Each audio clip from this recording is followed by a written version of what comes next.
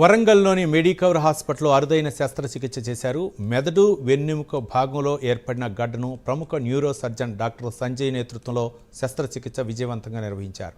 హనుమకొండలో తొలిసారిగా అత్యాధునిక సాంకేతిక పరిజ్ఞానంతో ఈ శస్త్రచికిత్స చేసినట్లు డాక్టర్ సంజయ్ తెలిపారు. ఈ శస్త్రచికిత్స చాలా రిస్క్తో కూడుకున్నదైనప్పటికీ సక్సెస్ఫుల్గా ఆపరేషన్ చేశామని వివరించారు. శస్త్రచికిత్స తర్వాత పేషెంట్ నాగయ్యను 4 రోజుల పాటు అబ్జర్వేషన్లో ఉంచి సమస్య లేదని నిర్ధారించిన తర్వాత డిశ్చార్జ్ చేసినట్లు డాక్టర్లు తెలిపారు.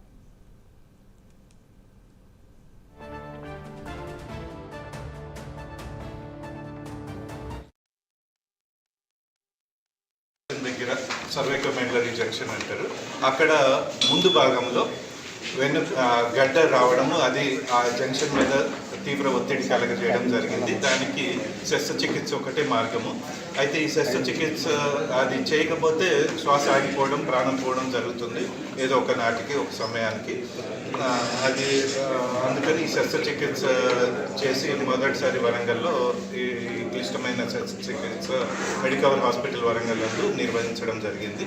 దీనిలో ఈ గడ్డని తీసివేయడం జరిగింది.